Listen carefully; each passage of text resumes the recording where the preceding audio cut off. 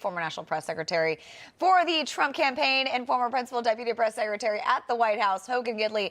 Hogan, I understand that you were at Mar-a-Lago with President Trump on Sunday afternoon following his Gulf outing and that assassination attempt. Can you just talk to his state of mind and what he was feeling and what he was like after all of this?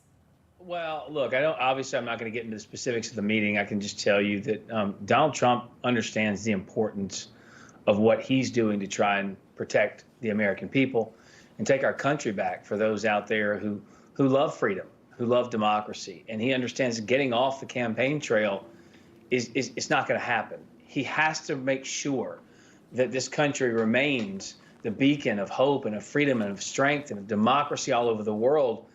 And regardless of 2 impeachments and Russia collusion hoaxes, going after his friends, his family, him, his businesses, trying to throw him in jail, 2 assassination attempts, he's undeterred.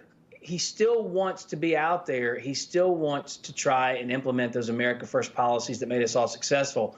But just from a broad standpoint, let me just say this. The fact we're having a discussion and we have to differentiate between facts around the first assassination attempt versus the second assassination attempt show you that we are in a very dangerous and dark place in this country right now.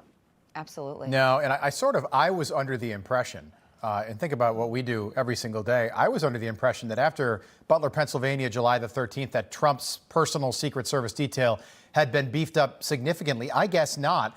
And I think that Rick Santorum said this moments ago. When you look at that motorcade, and in this case, that was literally Donald Trump's motorcade leaving Trump International down there in West Palm on Sunday. You know, we always think that the president is so sealed off and isolated. You know, there's a fire truck, there's multiple SUVs with Secret Service agents. You know, the president's in one of these vehicles.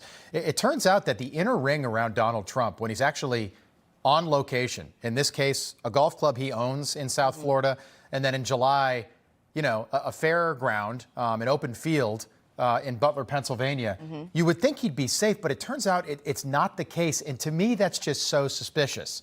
Hogan, we hadn't seen an attempt on a president since 1981. Now we've had 2 in 65 days. Something's going on here.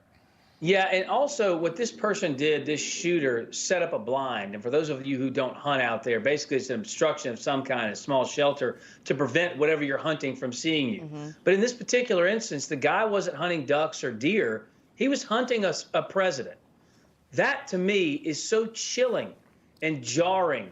It reminds you of just what's at stake here. But listen, let me just say real quickly, too, Kamala Harris and Joe Biden have a record of saying things that are completely over the top, and they don't care the fallout because it's all about winning votes for them. Remember, if Joe Biden really believed Donald Trump was Hitler or a Nazi or a threat to democracy, would he put on a MAGA hat at a rally? No, he wouldn't. It was joking, of course, but he put it on. Kamala Harris has no problem lying about opponents, Kamala Harris calling Joe Biden a rapist and a racist on a debate stage. Then she goes on with Trump and she says, hey, Charlottesville, that was a lie and debunked. Bloodbath, lie and debunked. She lied about his policies on Project 2025, on Social Security, on abortion, lies about it all. And when she's ever pressed on or asked about a late night talk show, she has that weird cackling going on and goes, it's a debate, as if that's an excuse for any lie you would tell about anybody. So forgive me, but when we talk about closing the border that Donald Trump wants to do to protect American women from being raped and murdered in our streets, or paying less for gas and groceries by lowering your taxes, that's a conversation about policy. What they do is they just blanketly smear anybody who opposes them as being a threat. And what do you do to threats? You eliminate them. So it's not a big leap. Always the person who commits the crime is the one guilty.